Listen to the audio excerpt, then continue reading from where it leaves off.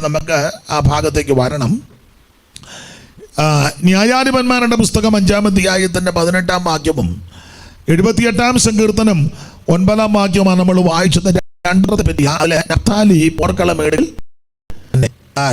ദിവസത്തിൽ പിന്തിരിഞ്ഞു. അപ്പോൾ ഗോത്രങ്ങളെ പറ്റിയ ഇസഖാറിനെ പറ്റി ചെറുതായിട്ട് ആ ഭാഗം സൂചിപ്പിച്ചല്ലോ. യാക്കോബിന്റെ ഗോത്രക്കാരല്ല. അപ്പോൾ ഈ ഗോത്രം ആരംഭിക്കുന്നത്, ഈ വംശം ജനത ആരംഭിക്കുന്നത് അബ്രഹാമിൽ തുടങ്ങിയ. അബ്രഹാമിനെ ദൈവം വിളിച്ചു വേർതിരിച്ചു. നമ്മൾ ആ ഭാഗം ചിന്തിച്ചു. അങ്ങനെ വിളി കേട്ട് അബ്രഹാം ഇറങ്ങിയ അബ്രഹാമിൻ്റെ ജീവിതത്തിൻ്റെ ഒരു ബലഹീനതയാണ് ഉൽപ്പത്തി 12:10. അബ്രഹാം നേരെ മിസ്രയീമിൽ പോയി. ആ പോക്ക് അപാകതയുളവാക്കി പല പ്രശ്നത്തിനും വഴിതെളിച്ചു. എന്നാൽ തിരിച്ച് അബ്രഹാം മിസ്രയീമിൽ നിന്ന് തിരിച്ചു വന്നു. 13-ാം അധ്യായത്തിൽ നമ്മൾ വായിക്കുന്നത്, വായിച്ചാട്ടെ. ഇങ്ങനെ അബ്രാമും ഭാര്യയും അവനുള്ളതൊക്കെയും അവനോടുകൂടെ ലോത്തും മിസ്രയീമിൽ നിന്ന് പുറപ്പെട്ട് തെക്കേ ദേശത്ത് വന്നു. കന്നുകാലി, വെള്ളി, പൊന്ന്, ഈ വകയിൽ അബ്രഹാം ബഹുസമ്പന്നനായിരുന്നു. ഇതിലെ നമ്മൾ ചിന്തിച്ചു വന്ന ഭാഗം, ഈ മിസ്രയീമിലെ ജീവിതം നമുക്ക് മനസ്സിലാകുന്ന ഭാഷയിൽ, നാടൻ ഭാഷയിലൊക്കെ പറഞ്ഞാൽ വളരെ ഒരു ധാരണയിൽ ജീവിക്കുകയായിരുന്നു. അഡ്ജസ്റ്റ്മെൻറ്റില്ല. നമ്മൾ ആ മിസ്രയീമിൽ ചെല്ലുമ്പോൾ നീ എൻ്റെ പെങ്ങളാണെന്ന് പറയണം, സാറയോട് പറഞ്ഞു. അങ്ങനെയായിരുന്നു അവിടുത്തെ ജീവിതം. അതിനോട് ബന്ധപ്പെട്ട് പല പ്രശ്നങ്ങളുണ്ടായി. എന്നാൽ ആ ജീവിതത്തിൽ ഇഷ്ടംപോലെ സ്വത്ത് തനിക്ക് ലഭിച്ചു. കന്നുകാലി, വെള്ളി, പൊന്ന് എന്നീ വകയിൽ അബ്രഹാം ബഹുസമ്പന്നൻ. ഈ ഉൽപ്പത്തി പുസ്തകം 13-ാം അധ്യായം നമ്മൾ ശാന്തമായിട്ട് ഒന്ന് പഠിച്ചാൽ, നിങ്ങൾ ആ ഭാഗമൊക്കെ വായിച്ചിട്ടുള്ളതാ. ഞാനവിടെ വചനം ഇങ്ങനെ ധ്യാനിച്ച് ചില കാര്യങ്ങൾ നോട്ട് ചെയ്തിട്ടുണ്ട്. ഈ 13-ാം അധ്യായത്തിലെ പാഠം അത് വായിച്ചിട്ടുള്ളവർക്കറിയാം. ഒന്ന്, സാക്ഷ്യം നഷ്ടപ്പെടുത്തുന്ന യാതൊരു കാര്യത്തിലും അബ്രഹാം ഇടപെട്ടില്ല. അല്ല, ഒരു പാഠം. സാക്ഷ്യം നഷ്ടപ്പെടുത്തുന്ന ഒരു വിഷയത്തിലും അബ്രഹാം ഇടപെട്ടില്ല. അതിനൊരു തെളിവ് ആ ഭാഗത്തുണ്ട്. ഈ തെക്കേദേശത്ത് വന്ന് ഇവരിങ്ങനെ പാർക്കുന്ന സന്ദർഭത്തിൽ അബ്രഹാമിൻ്റെ ഇടയന്മാർക്കും ലോത്തിന്റെ ഇടയന്മാർക്കും തമ്മിൽ പിണക്കമുണ്ടായി. ഇടയന്മാർ തമ്മിൽ പിണക്കം. അത് പാടില്ല. തമ്മിൽ യോജിക്കണം, പിണങ്ങാൻ പാടില്ല. ഇവിടെ പിണക്കം ഉണ്ടായിരുന്ന ഇത് ഇടയന്മാർ തമ്മിലുള്ള പിണക്കമാണ്. അപ്പം എല്ലാവരും ബാധിക്കുക. അത് പാടില്ല പിണക്കം. ഒരു ദൈവ പൈതൽ ആരോടും പിണങ്ങരുത്. സ്തോത്രം. ആരോടും പിണങ്ങരുത്. നമ്മളെ ഉപദ്രവിക്കുന്നവർക്ക് വേണ്ടിയും പ്രാർത്ഥിക്കണം. അതാ പ്രമാണം. നീ നമ്മളോട് മിണ്ടിയില്ലെങ്കിലും അങ്ങോട്ട് കയറി മിണ്ടണം. പിണങ്ങരുത്. ഈ സാക്ഷ്യം നഷ്ടപ്പെടുത്തുന്ന പ്രവൃത്തിയിൽ ഇടപെട്ടില്ലെന്ന് പറയാൻ കാരണം, നിങ്ങൾ ആ ഭാഗം പഠിക്കുമ്പോൾ അബ്രഹാമിന്റെ ഇടയന്മാരും ലോത്തിന്റെ അബ്രഹാമിന്റെ കന്നുകാലികളുടെ ലോത്തിന്റെ കന്നുകാലികളുടെ ഇടയന്മാർക്കും തമ്മിൽ പിണക്കമുണ്ടായി.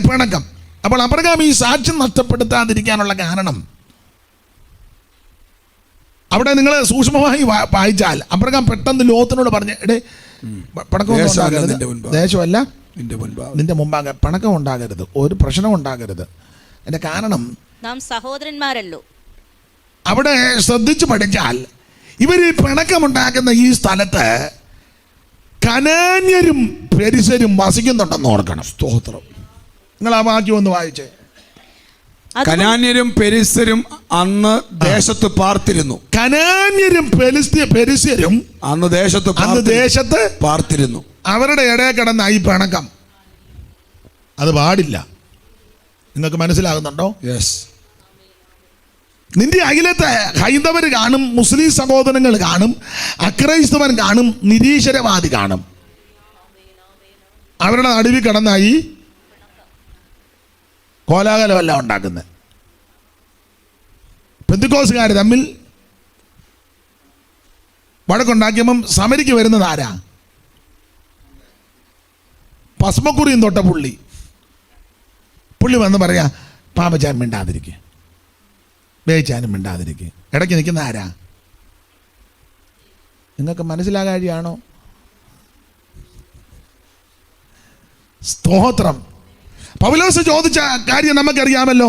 കൊരിന്ത്യർക്ക് എഴുതിയ 1-ാം ലേഖനം 6-ാം അധ്യായത്തിന്റെ പ്രാരംഭ വാക്യം വായിച്ചേ.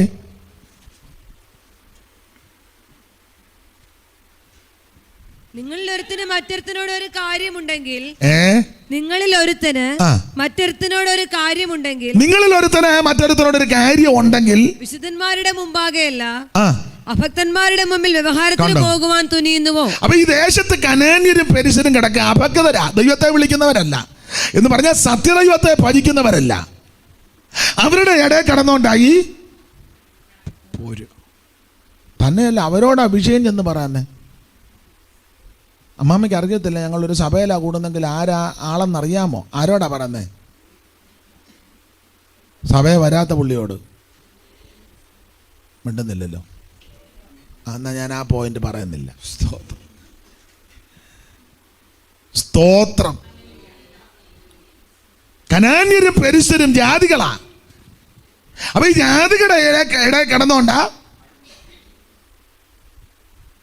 ഇടയന്മാര് തമ്മിൽ ഷണ്ട.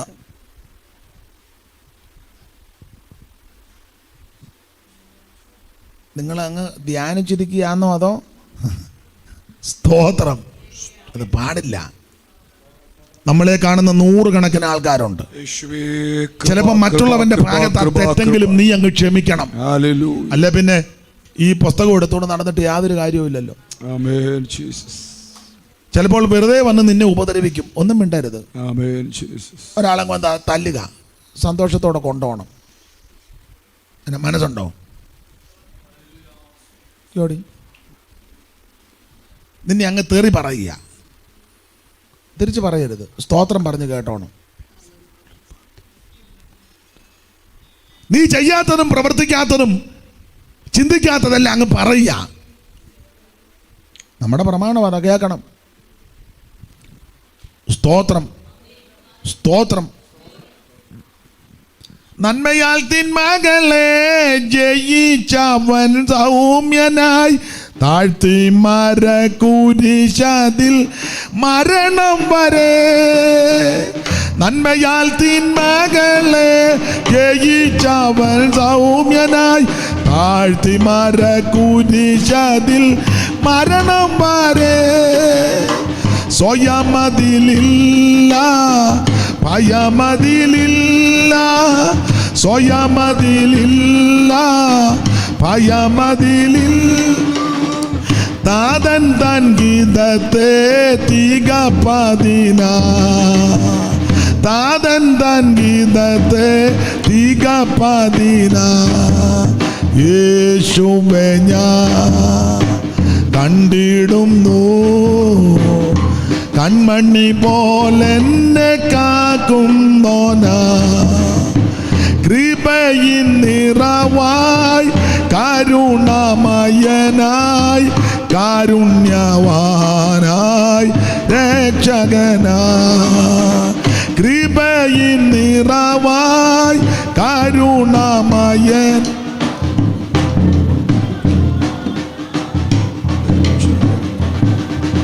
കരമുയർത്തി ദൈവത്തെ സ്തുതിക്കേ. അപ്പൊ അബ്രഹാമിന്റെ ഇടയന്മാർക്ക്, കന്നുകാലിയുടെ ഇടയന്മാർക്ക്, ലോത്തിന്റെ കന്നുകാലിയുടെ ഇടയന്മാർക്ക് തമ്മിൽ പിണക്കം. ഈ ഭൂമിയിൽ ആ മനുഷ്യരെല്ലാം ജീവിക്കുന്നത് ഈ ശരീരത്തിന്റെ വീണ്ടെടുപ്പ് നടന്നിട്ടുമില്ല. ഈ ലോകവുമായിട്ട് ബന്ധപ്പെട്ടാണ് നമ്മൾ നിൽക്കുന്നത്. അപ്പോൾ പലവിധ വിഷയങ്ങൾ ഉണ്ടാകും. പക്ഷെ ഒരു ദൈവ പൈതൽ അത് പരിഹരിക്കണം. പിണക്കം ഉണ്ടാകരുത്. കാരണം കനാന്യരും പെരിസരും പാർക്കുക. നമ്മൾ ബന്ധിക്കോസുകാരാ. അതുകൊണ്ട് ഞാൻ എൻ്റെ ശൈലി ചെന്ന് പറയാം. അബ്രഹാം ലോത്തിനോട് വന്ന് പറഞ്ഞ, എടേ നമ്മൾ ബന്ധിക്കോസാ, ഇവിടെ കിടന്ന് അങ്ങോട്ടും ഇങ്ങോട്ടും കിടന്ന് അയലത്തുകാർ നമ്മളെ നോക്കുന്നുണ്ട്. രാവിലെ സിയോൻ ഗദവലിയും ബൈബിൾ വാട്ടി പായുന്ന പാച്ചിലെല്ലാം അവർ വണ്ടി വന്നിട്ട് ഓടി വാടി എന്നും പറഞ്ഞാൽ വണ്ടിക്കകത്ത് ആടി അപ്പുറത്തുകാർ കേൾക്കുന്നുണ്ട്. അത് കഴിഞ്ഞാഴ്ച 4 മണിക്ക് വീട്ടിൽ വന്നേച്ച് അവിടെ കുത്തിന് പിടിച്ച് പൊക്കുന്നതും അതും അവർ സ്തോത്രം.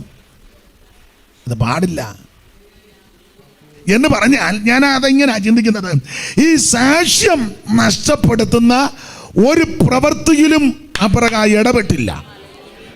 ഇന്ന് രാത്രിയിൽ കൂടപ്പെട്ട ദൈവമക്കളോട് ദൈവദാസൻ എന്ന നിലയിൽ പറയാം, നിന്റെ സാക്ഷ്യം നഷ്ടപ്പെടുത്തുന്ന ഒരു കാര്യത്തിലും നീ ഇടപെടരുത്. ചിലപ്പോൾ തെറ്റ് അവരുടെ ഭാഗത്താ, നിന്റെ ഭാഗം ക്ലിയറാ, എന്നാലും നീ മൗനമായിട്ടിരുന്നേക്കണം.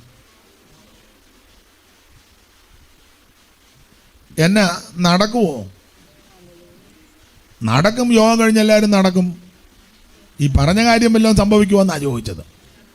സ്തോത്രം. ഈ ഉപവാസ പ്രാർത്ഥനയിൽ അത് നടക്കണം. വലിയ കൃപാവരം ഒന്നും പ്രാപിച്ചില്ലെങ്കിലും അത് നല്ലതാ. ഈ പ്രാർത്ഥന കഴിഞ്ഞപ്പോൾ എനിക്ക് പ്രവചനം കിട്ടി. ഒത്തിരി പ്രവചിച്ചില്ലേലും ഈ പ്രാവശ്യത്തെ പ്രാർത്ഥന ഞാൻ കണ്ടമാനം വെളിപ്പാട് കണ്ടമാനം ഒന്നും കാണണ്ട. എനിക്ക് പുതിയ ഭാഷ കിട്ടി. അത് നല്ലതാണോ എന്ന് ചിന്തിക്കണം. അതൊക്കെ നല്ലതാ, കിട്ടുന്ന നല്ലതാ, പ്രവചനം നല്ലതാ, അന്യഭാഷ വളരെ ശ്രേഷ്ഠമാ, വെളിപ്പാട് വളരെ നല്ലതാ, വിവേചനം നല്ലതാ. ഇനി അഥവാ ഇതൊന്നും കിട്ടിയില്ലെങ്കിലും കൂട്ടുവിശ്വാസത്തോട്, മാതാവിനോട്, പിതാവിനോട്, ഭാര്യയോട്, ഭർത്താവിനോട്, കുഞ്ഞുങ്ങളോട്, അയലത്തുകാരോട്, സ്നേഹിതരോട്, വേണ്ടപ്പെട്ടവരോട്, ഇടപെടുന്ന ആരോടും ഉണ്ടാകരുത്. അത് ജീവിതത്തിൽ വന്നിട്ടുണ്ടെങ്കിൽ മനുഷ്യനാ തെറ്റുകളും അപാകതകളും വരാം. ഇന്ന് രാത്രി വീണ്ടും അത് ക്രമീകരിക്കാതെ പോയാൽ അത് പിന്നത്തേതിൽ വിനയായിത്തീരും. ജീവനുള്ള ദൈവത്തിന്റെ കയ്യിൽ വീടുന്നത് അത്ര ഭയങ്കരം. നമുക്കൊക്കെ ന്യൂനതകൾ ആർക്കാ ഇല്ലാത്ത, എല്ലാവർക്കും ഉണ്ട് അപാകതകൾ. പക്ഷെ മനഃപൂർവമായിട്ട് അത് കൊണ്ട് നടക്കരുത്. സ്തോത്രം, സ്തോത്രം. ചെല്ലു പറയുന്ന കണ്ടില്ലേ, എൻ്റെ കണ്ണട എന്ന കാലം വരെ ഞാൻ പുള്ളിക്കാരിയോട് മിണ്ടുകയില്ല, ഞാൻ പുള്ളിക്കാരനോട് മിണ്ടില്ല. ആ കാര്യം പറഞ്ഞുകൊണ്ട് ഇനി എൻ്റെ അടുക്കൽ വരികെ ചെയ്യരുത് എന്ന് പറഞ്ഞതിരിക്കട്ടെ. മേലാൽ പറയരുത്. അങ്ങനെയുള്ള നീയെ പ്രാർത്ഥിക്കരുത്, അന്യഭാഷ പറയരുത്, സ്തോത്രം ചെയ്യരുത്, മേപ്പോട്ടും കീപ്പോട്ടും ചാടരുത്, തിരുമേശ എടുക്കരുത്. അത് കൊണ്ടുവരുമ്പോൾ നീ എലി വിഷം തിന്നുന്നത് പോലെ, കപ്പയ്ക്ക് വെക്കുന്ന വിഷം എലി തിന്നുന്ന കണ്ടിട്ട് നിങ്ങൾ കണ്ടിട്ടില്ല. എപ്പോഴെല്ലാം അവസരം കിട്ടട്ടെ. സ്തോത്രം. സകല മനുഷ്യനോടും സമാധാനം ആചരിച്ച് ശുദ്ധീകരണം പ്രാപിക്കാൻ ഉത്സാഹിപ്പിൻ. അങ്ങനെ ആ പുസ്തകത്തിലെ വാക്യം. നിങ്ങളിൽ ചിലരുടെ മുഖത്തിന് ഒരു മ്ലാനത പോലെ എനിക്ക് തോന്നുന്നു. അതുകൊണ്ട് ആ പോയിന്റിൽ ഇനി അധികം നിൽക്കുന്നില്ല. നിങ്ങൾക്ക് പോയിന്റ് കിട്ടിയല്ലോ, അത് മതി. അപ്പോൾ 13-ാം അധ്യായത്തിലെ 1-ാമത്തെ പാഠം, സാക്ഷ്യം നഷ്ടപ്പെടുത്തുന്ന ഒരു വിഷയത്തിലും അബ്രഹാം ഇടപെട്ടില്ല. ഇത് നമുക്കും ഒരു ഗുണപാഠം. നിന്റെ ആത്മീയ പ്രാഗൽഭ്യവും സാക്ഷ്യവും നഷ്ടപ്പെടുത്തുന്ന ഒരു വിഷയത്തില് ചിലപ്പോൾ നമുക്ക് നഷ്ടം വരും, സാമ്പത്തിക നഷ്ടം വരും, മാനഹാനി വന്നെന്നിരിക്കാം, നിന്നെ ഒറ്റപ്പെടുത്തിയെന്നിരിക്കാം. എല്ലാവരുടെ നിന്റെ മേലായിരിക്കും ചിലപ്പോൾ ഒടുവിൽ കുറ്റമല്ല അടിച്ചേൽപ്പിക്കുന്നത്. പക്ഷെ നീ ശാന്തമായിട്ടിരിക്കെ, ഇതെല്ലാം വെളിപ്പെടുന്നൊരു സുദിനമുണ്ട്. സകലതും വെളിച്ചത്ത് വരുന്ന ഒരു ദിവസമുണ്ട്. യഹോവയിൽ പ്രത്യാശ വയ്ക്കുക, ധൈര്യപ്പെട്ടിരിക്കുക. നിന്റെ ഹൃദയം യഹോവയിൽ ആശ്രയിച്ച് ഉറച്ചിരിക്കട്ടെ. ഒരു പ്രതിഫലമുണ്ട് നിശ്ചയം. ഞാന് ഓടിച്ചങ്ങ് നിർത്താം. ദൈവത്തിന് സ്തോത്രം.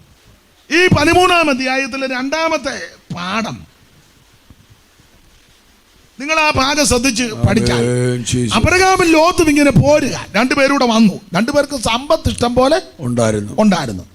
പക്ഷെ നിങ്ങൾ സൂക്ഷ്മമായിട്ടൊന്ന് പഠിച്ചേ. കന്നുകാലികളെ സമ്പത്തും 2 പേർക്കൊണ്ട് കൂടാരങ്ങളും ഉണ്ടായിരുന്നെന്ന. 2 പേർക്കും കന്നുകാലിയുണ്ട്, കൂടാരങ്ങളും ഉണ്ട്, സമ്പത്തും യഥേഷ്ടം ഉണ്ട്. അബ്രഹാമിനോട് കൂടെ വന്ന ലോത്തെന്ന, അങ്ങനല്ലേ എഴുതിയേക്കുന്നത്. അബ്രഹാമിനോട് കൂടെ വന്ന ലോത്തിനും ആടുമാടുകളും ഇഷ്ടംപോലെ ആടുമാടുകളും കൂടാരങ്ങളും ഉണ്ടായിരുന്നു. ഇഷ്ടംപോലെ കൂടാരങ്ങളും ആടുമാടുകളും. പക്ഷേ സൂക്ഷിച്ച് പഠിച്ച 2ാമത്തെ പാഠം, യാഗപീഠം അബ്രഹാമിന് മാത്രമേ ഉള്ളൂ, ലോത്തിന് യാഗപീഠമില്ല. കൂടാരമുണ്ട്, ആടുണ്ട്, മാടുണ്ട്, വേണ്ടതെല്ലാം ഉണ്ട്. പക്ഷേ ലോത്തിന്റെ വീട്ടിലൊരു യാഗപീഠമില്ല. അബ്രഹാമിന്റെ കൂടാരവാതുക്കൽ യാഗപീഠമുണ്ട്. എന്നെ കേൾക്കുന്ന മാന്യ ദൈവമക്കളോട് പറയാം, നിനക്ക് വലിയ വീട് വെക്കാൻ ഒത്തില്ലെങ്കിലും യാഗപീഠം ഇല്ലാതിരിക്കരുത്. നിനക്ക് ആടും മാടും കാളയും കഴുതയും സമ്പത്ത് എന്ന് പറഞ്ഞ ഭൗമികം അത് ഒത്തിരി ഇല്ലെങ്കിലും നിന്റെ ആരാധന മുടങ്ങരുത്. നിന്റെ വീട്ടിലൊരു യാഗപീഠമെന്നും കാണും, അതിനകത്ത് യാഗം നടന്നുകൊണ്ടിരിക്കണം.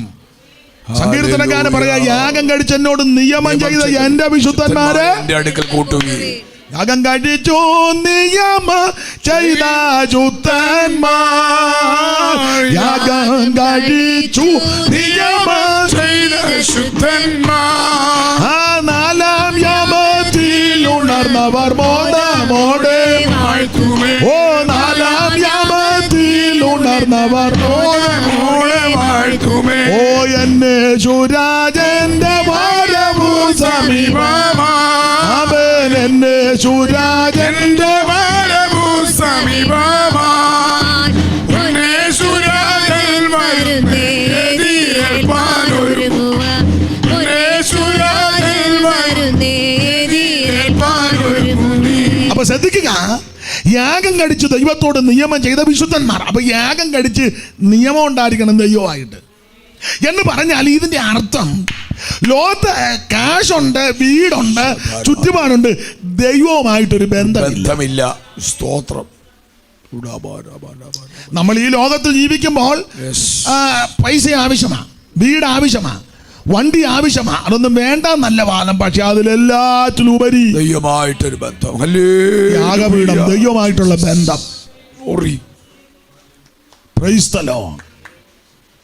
അബ്രഹാമിന്റെ കൂടാരത്തിൽ യാഗപീഠം. നിങ്ങളാണ്ട് 13-ാം അധ്യായത്തിന്റെ 3-ാമത്തെ വാക്യം വായിച്ചേ. അവൻ തന്റെ യാത്രയിൽ തെക്ക് നിന്ന് ബേഥേൽ വരെയും ബേഥേലിനും ഹായിക്കും മധ്യേ തനിക്ക് ആദിയിൽ കൂടാരം ഉണ്ടായിരുന്നതും താൻ ആദിയിൽ ഉണ്ടാക്കിയ യാഗപീഠം ഇരുന്നതുമായ സ്ഥലം വരെ ചെന്നു. അവിടെ അബ്രാം യഹോവയുടെ നാമത്തിൽ ആരാധിച്ചു. അപ്പൊ ശ്രദ്ധിച്ചേ, അവിടെ യാഗപീഠം ഉണ്ടായിരുന്നു. തനിക്ക് ആദിയിൽ ഒരു യാഗപീഠം താൻ പണിതെന്ന 12-ാം അധ്യായത്തിന്റെ 6-ാം വാക്യം വായിച്ചേ. 12-ന്റെ 6. അബ്രാം ശേഖേം എന്ന സ്ഥലം വരെയും ഏലോൻ മോരെ 8 മുതൽ വായിച്ചാട്ടെ. അവൻ അവിടെ നിന്ന് ബേഥേലിന് കിഴക്കുള്ള മലയ്ക്ക് പുറപ്പെട്ടു. ബേഥേൽ പടിഞ്ഞാറും ഹായി കിഴക്കുമായി കൂടാരം അടിച്ചു. അവിടെ അവൻ യഹോവയ്ക്ക് ഒരു യാഗപീഠം പണിതു. അപ്പോൾ അപ്പുറം ചെന്നിടത്തെല്ലാം യാഗപീഠം പണിയുക. ഞാനൊരിക്കലേ ഒഴുമണ്ണിലെ ഉണ്ണുണ്ണിച്ചാനുമായിട്ട് സംസാരിച്ചു. പ്രായമായ സമയത്ത് അദ്ദേഹം കടന്നുപോയി, എങ്കിലും അത് എൻ്റെ ഓർമ്മ വരുന്നു. സംസാരിച്ചപ്പോൾ എന്നോട് അദ്ദേഹം ഒരു സാക്ഷ്യം പറഞ്ഞു. പാസ്റ്റേ, ഞങ്ങളുടെ അപ്പച്ചൻ കുക്കുസാഹിബിൻ്റെ കാലത്ത് സുവിശേഷ വേലയ്ക്ക് വന്ന ദൈവദാസന, ഒഴുമണ്ണിലെ കുഞ്ഞമ്മൻ പാസ്റ്റർ. ഞങ്ങൾ മക്കളെല്ലാം ജോലിക്ക് ബോംബെയിലും ദോഹയിലും ദുബൈയിലും ഒക്കെ ഞങ്ങൾ കടന്നുപോയി. അപ്പോൾ പുള്ളി പറയാ, പുള്ളിയുടെ ഭാഷയാണ് കേട്ടോ, ഞാൻ പറഞ്ഞതല്ല, പുള്ളി പറഞ്ഞ ഭാഷ. ഞങ്ങൾ ചെന്നിടത്തെല്ലാം മട്ട് കളിച്ച് നടക്കുകയല്ലായിരുന്നു, ഞങ്ങൾ അവിടെ എല്ലാം സഭ തുടങ്ങിയെന്ന്. സ്തോത്രം. ബോംബെ ഞങ്ങൾ ചെന്ന് അവിടെ ഉഴപ്പി നടക്കുകയല്ല, ചെന്നപ്പോഴേ ഞങ്ങൾ അവിടെ സഭ തുടങ്ങി. ദോഹയിൽ ചെന്നപ്പോൾ ഞങ്ങൾ ഉഴപ്പുകയല്ലായിരുന്നു, സഭ തുടങ്ങി. ദൈവദാസന്മാരുണ്ട്, പക്ഷേ അതിന് ചുമല് കൊടുക്കാൻ ഇവരുണ്ടായിരുന്നു. ഞങ്ങൾ പിള്ളേർ ചെന്നിടത്തെല്ലാം സഭ തുടങ്ങി. കർത്താവ് വരാൻ താമസിച്ചാൽ നമ്മുടെ കുഞ്ഞുങ്ങളും അങ്ങനെ ആയിരിക്കണം. ഉഴപ്പി നടക്കരുത്, അലസരായിട്ട് നടക്കരുത്. സ്തോത്രം, സ്തോത്രം. നീ എല്ലുന്നിടത്തെല്ലാം യാഗപീഠം പണിയണം, ദൈവത്തെ മഹത്വപ്പെടുത്തണം, ദൈവവുമായിട്ട് ബന്ധമുണ്ടായിരിക്കണം. ഹല്ലേലൂയ. എനിക്ക് രാവിലെ മുതൽ ഈ വായുവിൻ്റെ ബുദ്ധിമുട്ട് വന്ന് ഞാൻ വളരെ പ്രയാസപ്പെട്ട് രാവിലെയൊക്കെ യാത്ര ചെയ്തപ്പോഴൊക്കെ വളരെ ബുദ്ധിമുട്ടായിരുന്നു. അതുകൊണ്ട് നല്ല ബുദ്ധിമുട്ടുണ്ട്. അതുകൊണ്ട് അധികം ഇന്ന് പ്രസംഗിക്കുന്നില്ല. ദൈവം അനുവദിക്കുകയാണെങ്കിൽ നാളെ പകലും വൈകിട്ടുമൊക്കെ ഉണ്ടല്ലോ, ഈ ഭാഗത്തിൽ നമുക്ക് ഏറെ ചിന്തിക്കാം. 1-2 കാര്യം കൂടെ പറഞ്ഞ് ആ ഭാഗം അങ്ങ് വിടുക.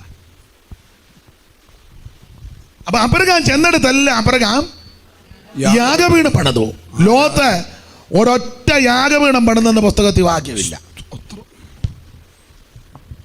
ഉണ്ടോ? ഇല്ല. ലോത്ത് ഒരു യാഗപീഠം പോലും പണിതായിട്ട് ബൈബിളിലില്ല. നീ പാർക്കുന്ന വീട്ടിൽ ആരാധന ഉയരണം. ആമേൻ. ഇന്ന് വരെ വീട്ടിൽ യോഗം വെക്കാത്ത ആൾക്കാരുണ്ട്. ഉണ്ട്. പറയുമ്പോൾ ഒത്തിരി ഒഴികഴിവ, സ്ഥലമില്ല, ഇരിക്കാനിടയില്ല, സാഹചര്യം അത്ര മോശം. മിണ്ടുന്നില്ലല്ലോ ആരും.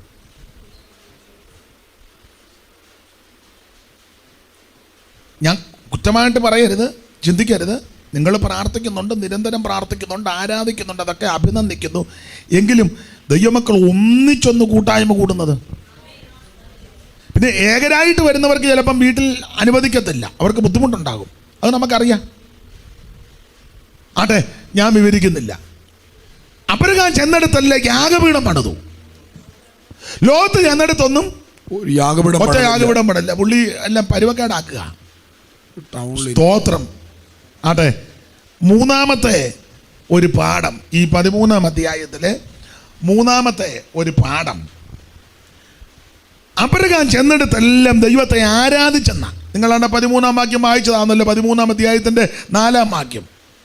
അവിടെ അബ്രഹാം യഹോവയുടെ നാമത്തിൽ ആരാധിച്ചു. അവിടെ അബ്രഹാം യഹോവയുടെ നാമത്തിൽ ആരാധിച്ചു. 12-ാമത്തെ അധ്യായത്തിന്റെ മുമ്പേ വായിച്ച 8-ാമത്തെ വാക്യത്തിന്റെ ഒടുവിലും ആരാധിച്ചെന്നുണ്ട്. വായിച്ചേ. അവിടെ അവൻ യഹോവയ്ക്ക് ഒരു യാഗപീഠം പണിത് യഹോവയുടെ നാമത്തിൽ ആരാധിച്ചു. അപ്പൊ ശ്രദ്ധിച്ചേ, ലോത്ത് ചെന്നെടുത്തൊന്നും ആരാധിച്ചിട്ടില്ല. പക്ഷെ അബ്രഹാം ചെന്നെടുത്തല്ല ആരാധിച്ചു. ദൈവമക്കൾ എവിടെ പാർത്താലും ആരാധിക്കണം. നിന്റെ ആരാധനകളുടെ ശബ്ദം ദൈവം അംഗീകരിക്കണം, മറ്റുള്ളവരും കേൾക്കണം. ആമേൻ. സീരിയലിന്റെ ശബ്ദമല്ല അപ്പുറത്തുകാർ കേൾക്കേണ്ടത്. മനസ്സിലായോ? സിനിമയുടെ സീരിയലിന്റെ മറ്റേ ഏതാ ശബ്ദമല്ല അപ്പുറത്തുകാർ കേൾക്കേണ്ടത്, ആരാധനകളുടെ ശബ്ദം കേൾക്കണം. അബ്രഹാം ചെന്നെടുത്തെല്ലാം ദൈവത്തെ ആരാധിച്ചു. ദൈവത്തിന്റെ മഹത്വം. അതിന്റെ ഒരു കാരണം കൂടെ പറയാം. അബ്രഹാമിന്റെ നോട്ടമെല്ലാം മേപ്പോട്ടായിരുന്നു. ആമേൻ. നോട്ടമല്ല മേൽപോട്ടായിരുന്നു. സ്തോത്രം. ഞാൻ ആ ഭാഗം ഇങ്ങനെ ധ്യാനിച്ചപ്പം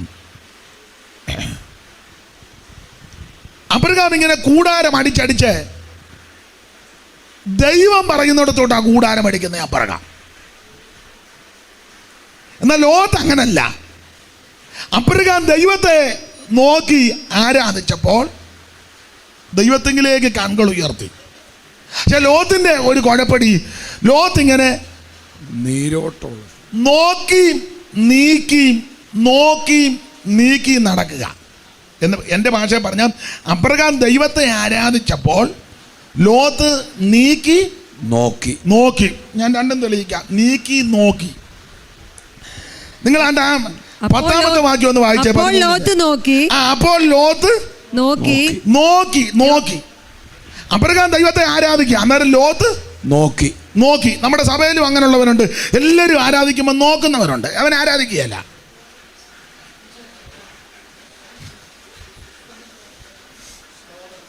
എന്തിനാ നീ വന്നിരിക്കുന്നത്? അബ്രഹാം ദൈവത്തെ ആരാധിച്ചപ്പോൾ ലോത്ത് നോക്കുക മാത്രമാണോ, നീക്കുക. 12-ാം വാക്യം വായിച്ച 2 പ്രാവശ്യം നീക്കുന്നുണ്ട്. അബ്രഹാം കനാൻ ദേശത്ത് പാർത്തു. ലോത്ത് ആ പ്രദേശത്തിലെ പട്ടണങ്ങളിൽ പാർത്തു. സൊദോം വരെ കൂടാരം നീക്കി മതി. അബ്രഹാം ദൈവത്തെ ആരാധിച്ചപ്പോൾ ലോത്ത് നോക്കി അവന്റെ ആയുസ് മുഴുവൻ നീക്കി പോവുക.